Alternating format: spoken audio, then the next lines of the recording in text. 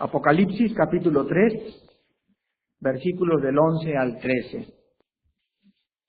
He aquí yo vengo pronto, retén lo que tienes para que ninguno tome tu corona. Al que venciere, yo lo haré columna en el templo de mi Dios y nunca más saldrá de allí. Y escribiré sobre él el nombre de mi Dios y el nombre de la ciudad de mi Dios, la nueva Jerusalén, la cual desciende del cielo de mi Dios y mi nombre nuevo. El que tiene oído, oiga lo que el Espíritu dice a las iglesias.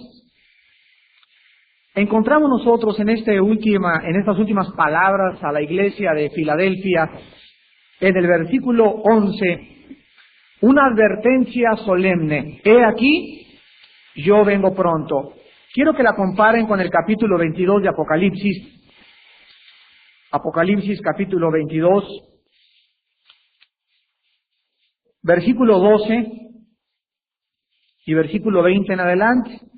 Dice Apocalipsis 22, 12, he aquí, yo vengo pronto, y mi galardón conmigo, para recompensar a cada uno según su obra. Yo soy el Alfa y la Omega, el principio y el fin, el primero y el último. Bienaventurados los que lavan sus ropas, para tener derecho al árbol de la vida y para entrar por las puertas en la ciudad. Mas los perros estarán fuera, y los hechiceros, y los fornicarios, los homicidas, los idólatras, y todo aquel que ama y hace mentira. Yo, Jesús, he enviado mi ángel para daros testimonio de estas cosas en las iglesias. Yo soy la raíz y el linaje de David, y la estrella resplandeciente de la mañana. Y dice el versículo 20, el que da testimonio de estas cosas dice, ciertamente vengo en breve. Amén, sí ven, Señor Jesús. Cristo le está diciendo no a los incrédulos que Él viene pronto. Porque si un incrédulo hoy en esta mañana, Cristo viene pronto, él va a contestar, ¿y a mí qué? Pero cuando Jesús insiste en que su mensaje es a la iglesia, es para que las personas que forman parte de la iglesia de Cristo no estén desprevenidas cuando el Señor viene. Vean, por ejemplo, en el Evangelio de San Mateo, capítulo 24, Mateo 24, del versículo 48 al 51, que el Señor Jesús, hablando respecto a su venida, dice lo siguiente. Mateo 24, del 48 al 51. Pero si aquel siervo malo dijera en su corazón, mi Señor tarda en venir, y comenzare a golpear a sus consiervos, y aún a comer y a beber con los borrachos, vendrá el Señor de aquel siervo en día que éste no espera, y a la hora que no sabe, y lo castigará duramente, y pondrá su parte con los hipócritas, allí será el lloro y el crujir de dientes. Cristo sigue insistiendo tanto en Mateo como en Apocalipsis, como vamos a ver en otros pasajes, que su iglesia tiene que estar preparada para cuando Él venga. Imagínate tú, varón que me escuchas, que te fueras a casar y que le dijeras a tu futura desposada, pues nos vamos a casar no sé cuándo, pero te voy a caer por sorpresa. Y cuando tú llegaras, encontraras a supuestamente tu futura con una botella de tequila. O que te la encontrabas por ahí en minifalda, en Garibaldi, coqueteando con todos los mariachis. O que te la encontraras con que, pues ya voló la paloma. ¿Te imaginas qué decepción tendrías? Entonces, como el matrimonio se compara con la iglesia, el Señor Jesús dice que Él nos lavó con su sangre para presentarnos como una esposa que no tuviese nada de qué avergonzarse y que fuera limpia y sin mancha delante de Él. Entonces, la iglesia de Cristo, como está compuesta desgraciadamente por la cizaña y por el trigo, quiero que ustedes entiendan en esta mañana, los que no están preparados y que se dicen cristianos, que entiendan que el Señor Jesús viene en cualquier momento. Nunca sabes cuándo la eternidad invadirá tu vida. Prepárate, dice la Biblia, para encontrarte con tu Dios. Entonces Jesús dice a esta iglesia de Filadelfia, he aquí, yo vengo pronto. Ahora también no solamente es una advertencia para los despreocupados, sino que también la venida del Señor es consuelo para los que están preparados. Vean, por ejemplo, en el libro de Hebreos, capítulo 10. ¿De qué forma la Biblia nos alienta a mantener firme nuestra esperanza, a mantener la paciencia, sabiendo que el Señor no tarda en venir? Dice Hebreos 10, del 37 al 39, porque aún un poquito, y el que ha de venir, vendrá y no tardará, mas el justo vivirá por fe, y si retrocediere, no agradará a mi alma. Pero nosotros no somos de los que retroceden para perdición, sino de los que tienen fe para preservación del alma. Quiero que noten que a la luz de la eternidad es un poquito el tiempo que nos queda. Cuando nosotros estemos en la eternidad y volteemos hacia atrás, vamos a comparar los 60 años que tuvimos en esta tierra, o los 40, o los 30, o los 80, como algo insignificante a la luz de la eternidad. Y el tiempo pasa, decimos los que ya pasamos del treintón, mucho más rápido que lo de los jóvenes. Cuando éramos jóvenes, nosotros que ya estamos un poco mayores de edad, decimos, no, a los 18, y decía, tengo toda la vida por delante, y puedo fumar, y puedo tomar, sin saber que todas las cosas que hacíamos en la juventud estaban sentando la base para nuestra vida espiritual en el futuro. Pero cuando ya crecemos y ya comenzamos a madurar, nos damos cuenta qué rápido envejecemos. ¿No lo han notado? Yo sí lo he notado. Pero qué rápido de veras pasa el tiempo y llegamos a los 50, a los 60 con una velocidad increíble. Y pensar que cada día que yo me levanto, las 24 horas que tenemos todos los días delante de nosotros, nos fueron dadas para vivir para Dios. Y que cada cosa que hayamos hecho, lo comprendamos, vamos a entregar cuentas. Ahora la Biblia dice que los doctores no es su profesión la medicina, que los maestros no es su profesión la enseñanza, que los carpinteros no es su profesión la carpintería. Ahora nuestra obligación es vivir para Dios. Y la medicina y la carpintería y la plomería es la forma para que tú vivas en esta tierra, pero no vives para la medicina, ni para enseñar, ni para la carpintería. Vivimos para glorificar a Dios, para hablar de Cristo, para encontrar sus metas en nuestras vidas y para que podamos, el día que Él venga, presentarnos y que nadie, dice Cristo, nos quite el galardón. Ahora ven ustedes también en Santiago, denle la vuelta ahí a Hebreos, y después de Hebreos sigue Santiago capítulo 5, y veamos el versículo 8. Santiago 5, 8. Tened también vosotros paciencia y afirmad vuestros corazones, porque la venida del Señor se acerca. Aquí se nos dan dos órdenes, una positiva, otra negativa. La primera es, tenemos que mantener la paciencia. Y ustedes saben qué es la paciencia. La paciencia es no darse por vencido en contra de las circunstancias adversas de la vida. Ya vimos en Hebreos que dice, nosotros no somos de los que retrocedemos. El que es salvo avanza, avanza, avanza. Los que se quedan en el camino, postrados como los judíos en el desierto y ahí mueren en el desierto y nunca entran a la tierra prometida, son aquellos que no fueron salvos. Porque dice la Biblia, nosotros no somos de los que retrocedemos, sino de los que perseveramos hacia adelante para la salvación. Entonces el cristiano manifiesta una característica: el cristiano nunca es derrotado, nunca se da por vencido. Estamos atribulados en todo, pero no angustiados, perseguidos, mas no desamparados, derribados, mas no destruidos, rodeados sí de muchos problemas, pero nunca decimos abandono ni tiro la toalla la vida cristiana, porque el que retrocediere, dice el Señor, no agradará a mi alma. Ahora nosotros regresamos a Apocalipsis 3. Y en segundo lugar, el Señor Jesús, después de decirle a la iglesia de Filadelfia, he aquí vengo pronto, le dice a continuación, en el versículo 11, retén lo que tienes. Y dice aquí, para que ninguno tome tu corona. Aquí encontramos que Dios puede quitar coronas y puede quitarnos recompensas cuando Él venga.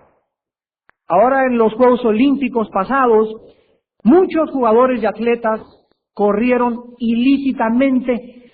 Hubo un corredor canadiense, negrito, que en los 100 metros planos le ganó al que ostenta el título mundial, que es Carl Lewis. Y después de que hizo algunos segundos menos que el campeón mundial, lo pasaron a exámenes de orina y descubrieron que había usado esteroides y algunas otras drogas. Entonces le arrebataron el título públicamente, fue una vergüenza pública para este atleta. Gracias a Dios he leído los periódicos que ya está repuesto, ha pedido perdón al gobierno de Canadá, va a comenzar a correr otra vez, etcétera, etcétera, pero no pudo él recibir la corona porque fue ilícitamente su carrera. ¿Cuántos de ustedes están tratando de vivir la vida cristiana de una forma ilícita? Posiblemente engañan a los hermanos, o engañan al pastor, o engañan a tu esposa, pero el día de la revelación de la justicia de Dios, estaremos delante de un Dios donde todo lo que pensamos y lo que hicimos y los motivos de las cosas que hicimos serán totalmente puestas en evidencia por la luz.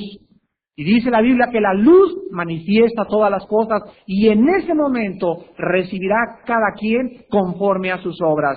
Ahora bien, quiero darles algunos ejemplos de algunos personajes bíblicos que perdieron el lugar que Dios les había otorgado. Una de las tragedias más grandes de la vida cristiana es que Dios, por ejemplo, te haga diácono o predicador o maestro de escuela dominical o sacerdote en tu casa y tu familia y tú fracases en el ministerio que se te ha encomendado. Veamos algunos personajes bíblicos que perdieron el derecho de ocupar el lugar que Dios les había asignado. Veamos, por ejemplo, a Jacob. Jacob pasó a ocupar el lugar de Esaú. Dios había dicho que Esaú, como el primogénito, tenía él que tener la herencia. Y eran dos hermanos. Y un día Jacob, por un miserable plato de lentejas, le vendió la primogenitura a su hermano. Esto nos habla de los cristianos que no han evaluado lo que tienen como la salvación. Que por cualquier cosa dicen, pues yo prefiero mejor irme con esta muchacha a ser cristiano, o prefiero esto a estar en la iglesia, y por un plato de lentejas le entregan a Dios aquello tan grande que Dios nos ha entregado. ¿Cuántos de ustedes, pues, han evaluado la vida y la salvación como algo precioso? La Biblia habla de la fe como algo precioso y la compara con el oro. Y dice el apóstol Pedro en su primera carta que nuestra fe tiene que ser probada porque si el oro se refina y se funde para darle forma, nuestra fe también tiene que ser probada. Entonces aquellos que consideran la salvación como algo precioso y que nadie nos puede arrebatar, son aquellos que nunca nadie les quitará su lugar. En segundo lugar tenemos a Rubén, fue el último hijo de Jacob y Rubén era una persona inestable como el agua. Rubén fue desplazado por Judá en Génesis 49 del 4 al 8. Y Rubén le pertenecía a uno de los lugares más privilegiados de las 12 tribus de Judá.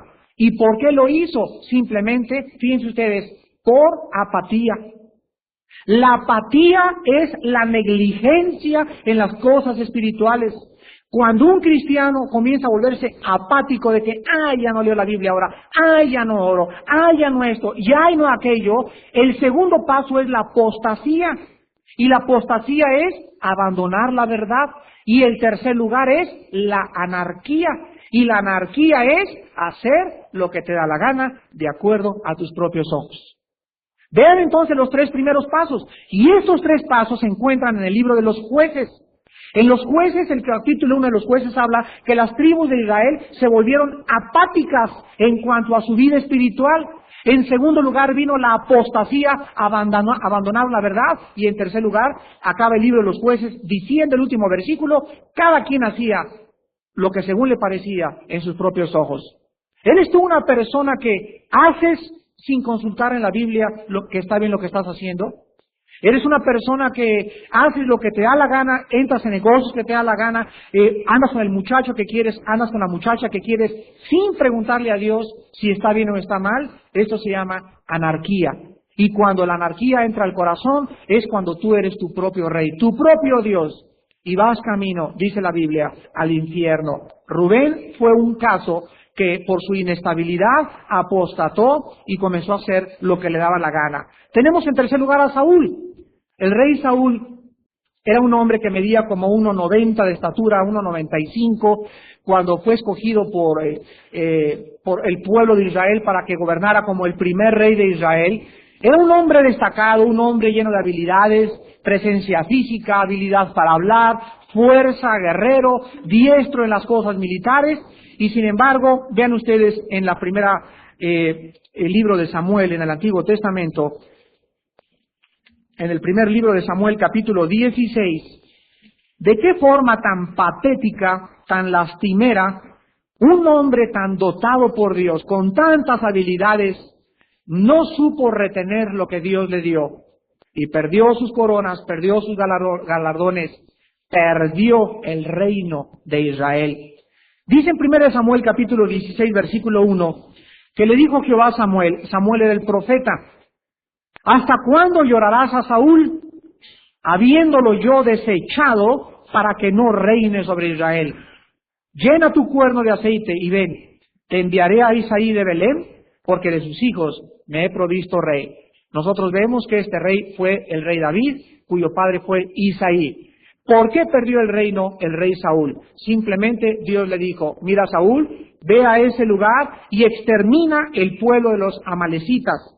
Una vez me encontré una persona que me dijo, ¿por qué el Dios del Antiguo Testamento mandó exterminar a los cananitas y a los amalecitas y nos dice que amemos a nuestros enemigos?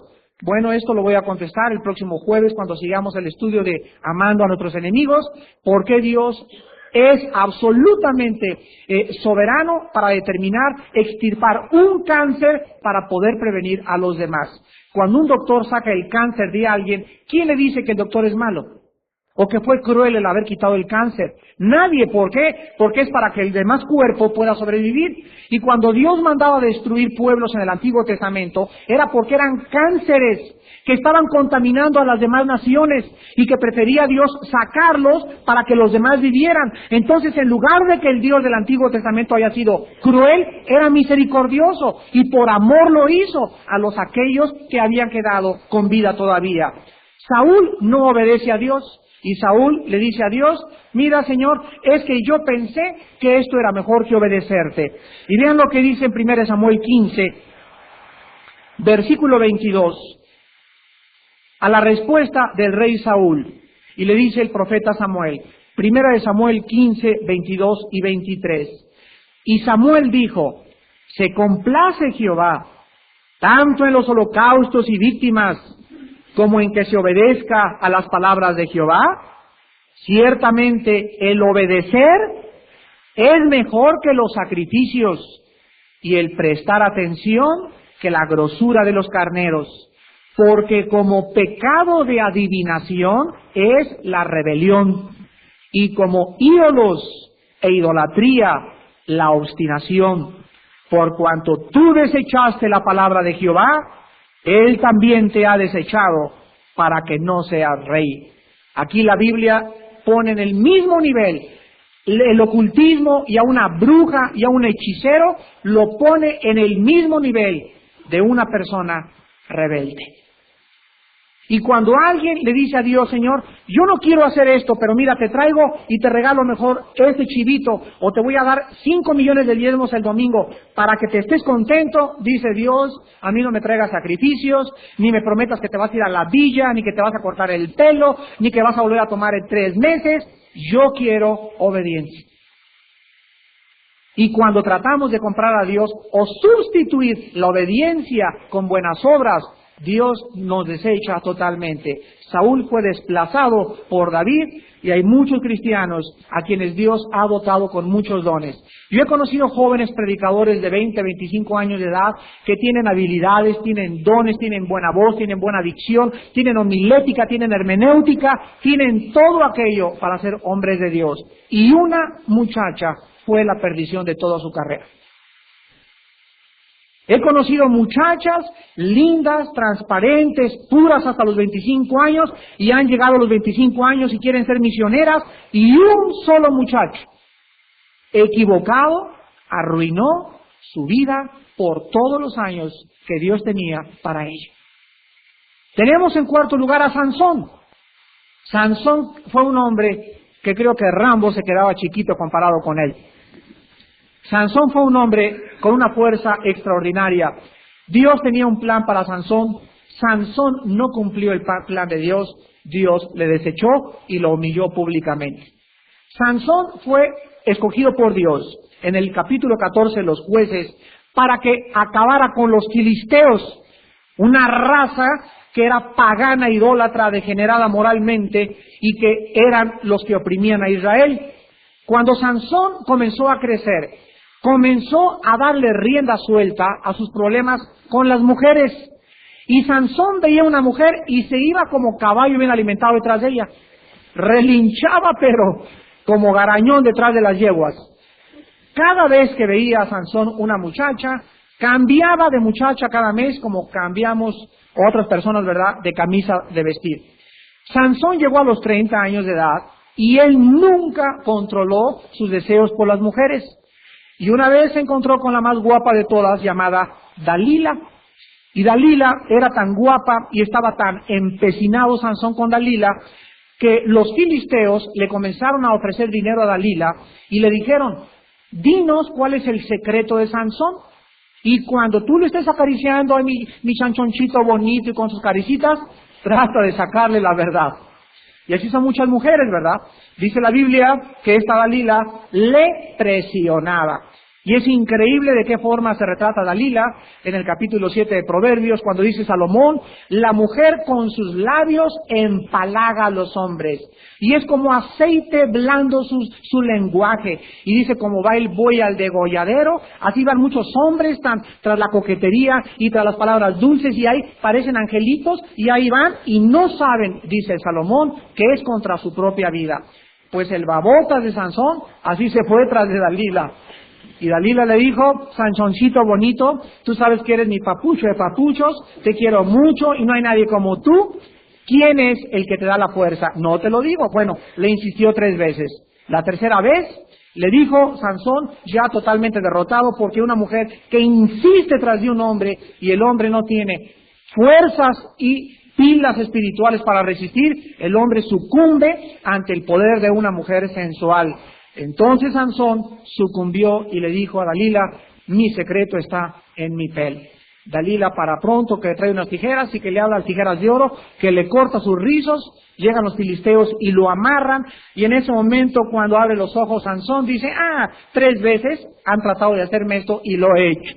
Y entonces Sansón dijo: pues ahorita también. Y cuando le quiso hacer así a las riendas, no pudo quitarse las cuerdas. Y hay un versículo que dice en el libro de los Jueces: él no sabía que el Espíritu de Jehová le había abandonado. Él creyó que podía jugar con el pecado, que podía coquetear con el pecado, que podía acariciar con el pecado, sin darse cuenta que el Dios de la Biblia es un Dios santo. Y que llega el momento en que el Espíritu de Dios se contrista en nuestra vida y le causamos tanto dolor a Dios en nuestro corazón, que cuando queremos salir de la tentación, no podemos, porque el Espíritu de Dios vive contristado en nuestro corazón. A Sansón le sacaron los ojos. Y vean ustedes lo que el pecado hace. El pecado enceguece inmediatamente al ser humano. No nos permite ver más allá de lo que podemos ver. Sansón fue llevado a moler trigo alrededor de unas piedras grandísimas que tenían que empujar sin los ojos, y lo enfrentaron al circo de los filisteos y comenzaron a burlarse de él. Vean ustedes cómo un cristiano caído se convierte en espectáculo público de la gente.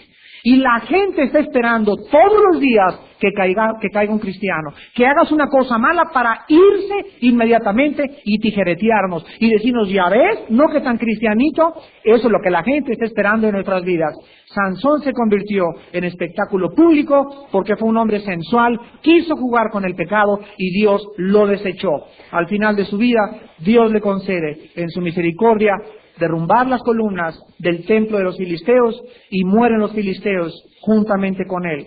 Sansón fue un hombre dotado con poderes extraordinarios que jugó con Dios y nunca puso su cuerpo en disciplina y en muerte hizo lo que nunca pudo hacer mientras estaba vivo. Qué triste que Sansón con la muerte cumplió el propósito de Dios y no cuando estaba vivo. Y en último lugar tenemos a Judas. Judas fue otro caso que no quiso obedecer a Dios, nunca se convirtió, caminó con los discípulos, cenó con los discípulos, comió con el Señor Jesús, siguió a Jesús tan cerca del Salvador. Tanto tiempo que caminó con él, y qué tragedia que nunca se había convertido. ¿Se acuerdan ustedes cuando Judas se da cuenta lo que había hecho? Va y se ahorca, dice Hechos que se rompe la cuerda y se va sobre unas piedras filosas y se abre todos los intestinos y todos sus intestinos se le salen hacia afuera de su abdomen y es la forma como Judas muere. ¿Cuántos Judas tenemos en las iglesias? ¿Cuántas amigas tienes junto a ti que son Judas? ¿Cuántos amigos tienes junto a ti que son Judas? Que tienen carita de angelitos y carita bonita, etcétera, etcétera, y no sabes que están esperando con un cuchillo clavártelo para que en cualquier día demostrarte que jamás habían sido amigos o personas fieles. La Biblia dice que solo los que viven bajo la protección de Dios, Dios los puede proteger de esta clase de amistades. Entonces la Biblia dice que es una tragedia que recibamos algo de Dios y por nuestra falta de disciplina no lo retengamos y perdamos nuestros galardones. Pero acabamos en el versículo 12 y dice la Biblia, al que venciere. Y recordamos que los cristianos somos más que vencedores. Entonces, si eres cristiano, tienes que vencer. Tienes que vencer. Porque la Biblia dice en 1 Juan 5, del 4 al 5, todo aquel que es hijo de Dios vence al mundo. Todo aquel que es hijo de Dios es un conquistador, porque el Padre no le deja ni le desampara, y porque todos los días como el águila recibe nuevas fuerzas, y porque cada día esta persona está esperando en el poder de Dios. Al que venciere, dice Cristo, yo lo haré columna en el templo de mi Dios, y nunca más saldrá de allí. Y escribiré sobre él el nombre de mi Dios, y el nombre de la ciudad de mi Dios, la nueva Jerusalén, la cual desciende del cielo de mi Dios y mi nombre nuevo. ¿Qué cosa significa? Que las personas que venzan serán columnas en el templo de Dios. Ustedes saben lo que es una columna en la iglesia. Vean Gálatas 2:9 y veamos de qué forma Pedro, Santiago y Juan se les llaman columnas de la iglesia de Jerusalén. Dice Gálatas 2:9, y reconociendo la gracia que me había sido dada, Jacobo, o sea Santiago, Cefas, o sea Pedro, y Juan, que eran considerados como ¿qué? Como columnas, nos dieron a mí y a Bernabé la diestra en señal de compañerismo, para que nosotros fuésemos a los gentiles y ellos a la circuncisión. La Biblia dice que la iglesia de Cristo tiene un fundamento. ¿Cuál es el fundamento? Cristo, 1 Corintios 3, y no hay otro fundamento más que Jesucristo. Después hay una base sobre el fundamento, y dice Efesios 2, que la base de la iglesia son los apóstoles. Por eso ya no hay apóstoles en el siglo XX, porque esos 12, dice Efesios 2, sentaron el fundamento y la base de la iglesia. Ya que está el fundamento y la base de una construcción, ¿qué cosa sigue? Las columnas. ¿Para qué cosas son las columnas? Las columnas tienen un propósito: comenzar a preparar el primer techo. Ya nadie puede construir un techo sin que haya bases sosteniendo el techo. menos construir 3 pisos con una columna, ¿correcto? Así hay muchas iglesias que tienen 5,000 miembros y tienen 2 columnas. ¿Cómo puede una iglesia tan grande ser sostenida con 2 columnas? O sea, el pastor y otra persona. Por eso es importante que en la iglesia el pastor haga líderes, que forme, ¿qué cosa? Columnas, para que si la iglesia crezca, no el pastor sea el único en alimentar a la iglesia, sino haya 10 o 15 columnas y le echamos 3 y 4 pisos a la iglesia, porque tenemos hombres que son columnas de la iglesia, baluarte y columna de la verdad. Entonces la Biblia dice que ya ahorita somos columnas, muchos diáconos, muchos hombres que son fieles, que estudian la palabra y que comienza la iglesia a tener descanso en estos hombres que comienzan a ser puntales para poder detener la construcción. ¿Cuántos de ustedes, varones que me escuchan, son columnas de esta iglesia? ¿Cuántos de ustedes nada más vienen el domingo a calentar la silla?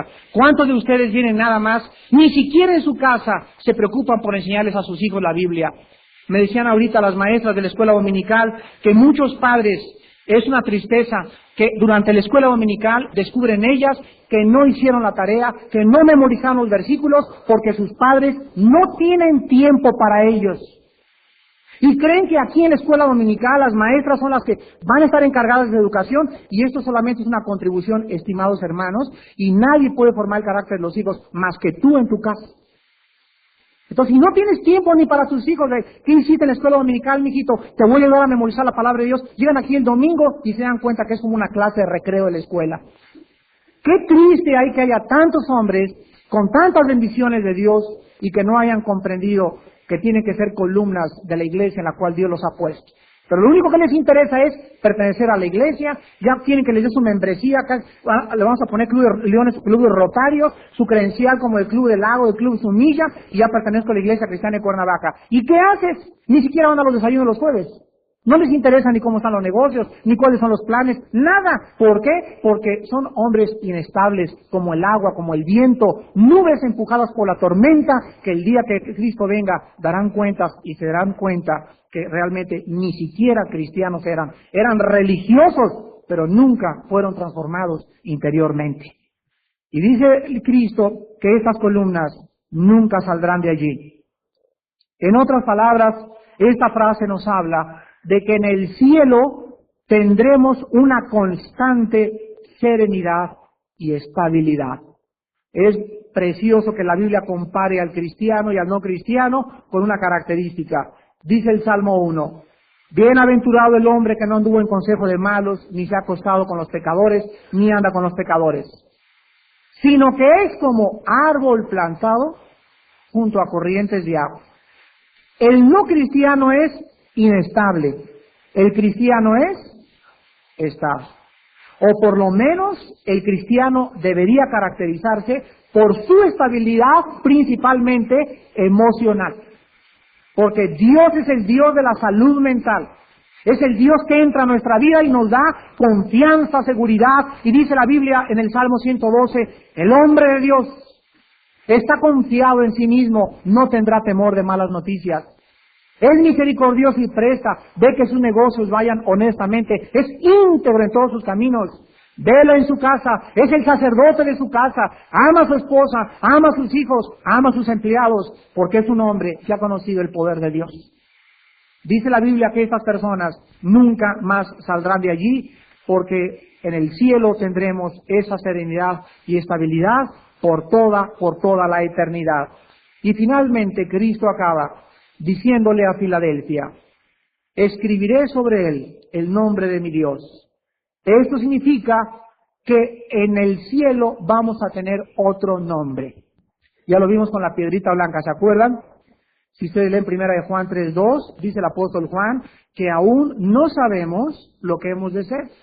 Ahorita te llamas Pancho, o Jorge, o Celedonio, Tiburcio, Epafrodito, el nombre que tengas. Y pues, ¿qué es tu nombre, verdad? Uno se llama Celedonio, no sabe ni siquiera lo que significa ese nombre, otros no saben lo que significa Jorge, etcétera, etcétera. Pero cuando nosotros estemos en el cielo, ya Dios no te dirá, Jorge, Betito, Panchito o Armando, sino que dice la Biblia que vamos a tener otro nombre. Y este nombre no lo sabemos, pero lo único que sí sabemos es que el nombre estará relacionado con lo que hayamos hecho. Cuando Pedro fue llamado, Cristo le dijo: tu nombre no es Pedro ahora, no va a ser Cefas, sino Petros en el griego, y significa roca. Y cuando Cristo le dijo eso a Pedro, era porque sabía que Pedro era un hombre testarudo, impulsivo, etcétera, etcétera, pero Pedro tenía un carácter que, a pesar de viento y marea, nunca abandonó al Señor. Es más, cuando estaba en Getsemaní, fue el primero en sacar la espada y le cortó la oreja a un soldado romano. Cuando estaba en el agua, fue el primero que se echó al agua para encontrar en la orilla a Cristo resucitado. Y cuando Jesucristo le dijo que iba a morir crucificado y volteado de cabeza, Pedro fue el que escogió morir crucificado de cabeza. Entonces, el nombre de Pedro estaba relacionado con su carácter. ¿Qué nombre tendrás tú? Pues de acuerdo a la clase de guerrero que haya sido en esta vida. Y acaba diciendo el Señor Jesucristo en el mensaje de Filadelfia: escribiré sobre él el nombre de la ciudad de mi Dios, la nueva Jerusalén. ¿Cuántos de ustedes saben que hay una ciudad construida por el arquitecto más grande de este universo? Dios. Y les estoy hablando no de la ciudad de Batman, ni del Batimóvil, ni del Vaticano tampoco. Les estoy hablando de la nueva Jerusalén. Vean Hebreos capítulo 11. Hace algún tiempo, cuando tuvimos la oportunidad de compartir también en la televisión acerca de la Biblia, esta fue la pregunta que nos hicieron: ¿cómo será el cielo? Fue la primera pregunta que me hicieron. Oiga, Señor, díganos, de acuerdo a ustedes los cristianos, ¿cómo es el cielo?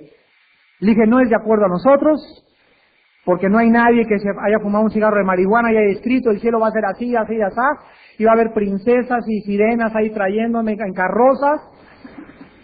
Le dije: vamos a abrir la palabra de Dios, y la palabra de Dios nos dice cómo va a ser el cielo. ¿Cuántos de ustedes, cuando eran niños, les enseñaron a sus hijos, o nos enseñaron que el cielo va a ser una nube flotando así en el espacio con una arpa, ¿verdad? Y una angelita pasando y adiós? Y nadie, ni Julio Verne, se ha podido imaginar cómo es el cielo. Y sin embargo, fíjense ustedes que la Biblia dice que el cielo es una ciudad. Es una ciudad. No va a ser ni flotando en las nubes, ni arpas en las manos, etcétera, etcétera. Va a ser una ciudad, literalmente. Y escuchen de qué forma tan sistemática la Biblia nos enseña esto. Dice Hebreos 11, del 8 al 10, hablando de Abraham: por la fe Abraham, siendo llamado, obedeció para salir al lugar que había de recibir como herencia, y salió sin saber a dónde iba. Por la fe habitó como extranjero en la tierra prometida, como en tierra ajena, morando en tiendas con Isaac y Jacob, coherederos de la misma promesa. Escuchen, porque esperaba, ¿qué dice? ¿El cielo? No, dice la ciudad que tiene fundamentos, cuyo arquitecto y constructor es Dios. Yo cuando leí por primera vez esto, me imaginé que salió Abraham, iba esperando entrar a una ciudad, pero aquí dice que esa ciudad era Dios el constructor, y no hay ninguna ciudad aquí en la tierra que Dios haya construido. Entonces dice el versículo 14 al 16 del mismo capítulo, 14 al 16, porque lo que esto dicen claramente dan a entender que buscan una patria, pues si hubiesen estado pensando en aquella de donde salieron, ciertamente tenían tiempo de volver, pero anhelaban una mejor. Esto es, y aquí está, celestial, por lo cual Dios no se avergüenza de llamarse Dios de ellos, porque les ha preparado una ciudad. Y quieren ustedes en esta mañana tener una probadita nada más de lo que va a ser esta ciudad. Acabemos en Apocalipsis capítulo 21. Y vean ustedes, los que nunca sabían lo que era el cielo, ¿De qué forma se describe el cielo en la Biblia? Y dice Apocalipsis 21, del 9 al 11, en primer lugar. Apocalipsis 21, del 9 al 11. Vino entonces a mí uno de los 7 ángeles que tenía las 7 copas llenas de las 7 plagas postreras. Y habló conmigo diciendo, ven acá, y te mostraré la desposada, la esposa del Cordero. Y me llevó en el espíritu a un monte grande y alto, y me mostró la gran ciudad santa de Jerusalén, que descendía del cielo de Dios, teniendo la gloria de Dios, y su fulgor era semejante al de una piedra preciosísima, como piedra de jaspe, diáfana como el cristal. Versículo 18. El material de su muro era de jaspe, pero la ciudad era de oro puro, semejante al vidrio limpio, y los cimientos del muro de la ciudad estaban adornados con toda piedra preciosa. El primer cimiento era jaspe, el segundo zafiro, el tercero ágata, el cuarto esmeralda, el quinto ónice, el sexto cornalina, el séptimo crisólito, el octavo berilo, el noveno topacio, el 10º crisopraso, el 11º jacinto, el 12º amatista. Las 12 puertas eran 12 perlas. Cada una de las puertas era una perla, y la calle de la ciudad era de oro puro transparente como vidrio, y no vi en ella templo, porque el Señor Dios Todopoderoso es el templo de ella y el Cordero. La ciudad no tiene necesidad de sol ni de luna que brillen en ella, porque la gloria de Dios la ilumina, y el Cordero es su lumbrera. Y las naciones que hubieren sido salvas andarán a la luz de ella, y los reyes de la tierra traerán su gloria y honor a ella. Sus puertas nunca serán cerradas de día, pues allí no habrá noche. Y llevarán la gloria y la honra de las naciones a ella. No entrará en ella ninguna cosa inmunda o que hace abominación y mentira, sino solamente los que están inscritos en el libro de la vida del Cordero. ¿Se imaginan una ciudad? No va a haber carpinteros ni electricistas trabajando en Jerusalén. Dice la Biblia que esta ciudad, escúcheme muy bien, ya existe. Y cuando acabe el juicio, el gran trono blanco, dice Apocalipsis que Juan levantó los ojos y vio que la ciudad descendía del cielo. Y cuando llegó al cielo, ¿en dónde creen que se colocó? ¿En Tepito? ¿Toluca? ¿Aguascalientes? ¿Suiza? No. El lugar donde la ciudad se sentó fue en Jerusalén, porque desde el Antiguo Testamento Dios escogió el lugar donde está Jerusalén para que sea la ciudad eterna donde Dios ha puesto su nombre. Y cuando bajó a la ciudad, dice Juan, que era el fulgor y el resplandor tan grande que todas las piedras preciosas habidas y por haber estarán en esta ciudad. ¿Cuál es la perla más grande que ustedes han conocido? Así más o menos. Dice la Biblia que las puertas serán perlas. Dice que los cimientos serán de oro, que no hay sol ni habrá luna. Y ahí vamos a estar nosotros. ¿Qué hago, Jorge? ¿Qué hago, Pancho? ¿Cómo estás, hombre? Que ahora sí, ¿verdad? Y ahí podremos decir, valió la pena vivir para Cristo. Y dice la Biblia que en esa ciudad van a entrar y van a salir porque el mundo volverá a ser habitado. Si ustedes leen Apocalipsis 21, dice, vi un cielo y una tierra nueva. Y vamos nosotros a salir aquí, vamos, pero no va a haber mar, no va a haber veneno en las serpientes, el cordero se acostará con los leones, las cobras no tendrán veneno, las rosas no tendrán espinas, la maldición será sacada del planeta Tierra, y créanmelo, créanmelo, créanmelo, Jesús dice, aquí yo vengo pronto. ¿Lo creen? Obedézcanlo. El que lo crea, lo obedece, viviendo una vida santa delante de él. Y todo aquel que tiene esta esperanza, dice 1 Juan 3:2, se purifica a sí mismo, así como él es puro. Pero los perros los fornicarios, los que siguen emborrachándose, los que siguen fornicando, cuando menos lo esperen, serán sorprendidos en su vida de pecado y tendrán su parte con los hipócritas. Allí será el lloro y el crujir de dientes. Mas ustedes, hermanos, no están en tinieblas para que aquel día los sorprenda como un ladrón. Somos hijos de la luz, no somos hijos de la noche. La noche está avanzada. Desechemos las obras de las tinieblas, vistámonos con las armas de la luz, viviendo como de día honestamente, no en glotonerías, ni lujurias, ni en orgías, ni en pecados sensuales, porque aquel que dijo, he aquí vengo pronto, viene, y su galardón con él, para pagarle a cada uno conforme a lo que haya hecho, mientras estaba en el cuerpo. Despidámonos en oración. Te damos gracias, Padre, por tan grandes y preciosas promesas. Y la fe es creer lo que tú has dicho. Y no solamente creer lo que tú has dicho, sino que esta confianza tiene que transformar nuestra manera de pensar y nuestra manera de vivir. Porque no todo el que me dice Señor, Señor, entrará al reino de mi Padre. Porque muchos en aquel día me dirán, Señor, Señor. Y yo les diré, ¿por qué me decís, Señor, Señor, si nunca quisieron hacer mi voluntad? Te damos gracias, Señor, porque es maravilloso saber que se va a acabar todo muy pronto en esta vida. Que todas estas cosas que nos rodean, problemas de trabajo, enfermedades, guerras raciales, envidia y el egoísmo del ser humano, todo absolutamente será transformado por tu poder. Y en aquel día solamente habrá dos bandos, los que creyeron y te obedecieron y te sirvieron en santidad, y los que se dijeron ser algo, y aquel día serán descubiertos que nunca fueron cubiertos con la justicia de Cristo.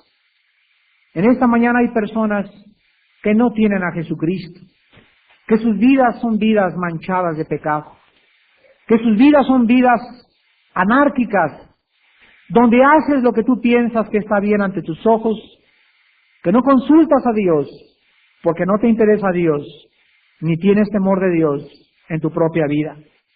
En esta mañana Dios te pide que te arrepientas de tus pecados, que recuerdes que he aquí Él viene pronto, y trae su galardón y trae recompensas, pero también trae castigo a los que no quisieron obedecer al Evangelio de Jesús.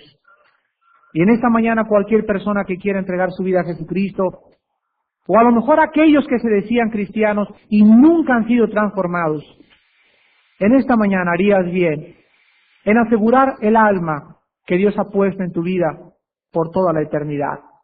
Y si alguna persona esta mañana quiere invitar a Jesucristo a su vida por primera vez, no importa que seas protestante o bautista o presbiteriano o católico, no importa la religión que tengas, en esta mañana te invito a venir a la cruz de Cristo, a que arregles la cuenta de tus pecados, creyendo que Jesús pagó por ellos y que con su sangre preciosa Él te puede dar en esta mañana la promesa de habitar la nueva ciudad que Él ha preparado para aquellos que le amaron. Entonces ahí desde tu lugar, dile a Dios estas palabras si le quieres invitar por primera vez. Mi Señor y mi Dios, perdona mi vida de apatía, mi vida de indolencia, creyendo que la vida es solamente hacer dinero y trabajar. Cuando hasta este momento no me he preocupado de mi bienestar espiritual, ni el de mi familia, ni el de mis hijos. He vivido una vida egoísta para mí mismo, para mí misma, y tú estabas muy lejos de mi corazón. Ahora me arrepiento de mis pecados. Quiero cambiar de dirección en mi vida. Quiero que tú cambies esta vida mía y me hagas conforme a la vida de Jesús. Te pido perdón por mis pecados, Señor, y creo con todo mi corazón que Jesucristo, tu Hijo, vino al mundo a morir en una cruz y en ese madero dar su sangre por mí. Ahora que Él ha muerto por mí, te pido, Señor Jesucristo, así como estás resucitado en esta mañana, que entres a mi corazón. Te recibo como mi Señor y mi Salvador. Te pido que limpies mis maldades, que cambies mi mente, y gracias porque salgo contigo con la esperanza de vivir en esta ciudad, la nueva Jerusalén, donde enjugarás mis lágrimas, donde no habrá más muerte, ni dolor, ni llanto, porque las primeras cosas pasarán. He aquí todas las cosas las volverás a hacer nuevas. Quiero vivir para ti, Señor. Esfuérzame y sé valiente, y gracias por tu promesa de jamás abandonar mi vida hasta el día de mi muerte, porque te lo pido y te doy las gracias en el nombre de Jesús. Amén.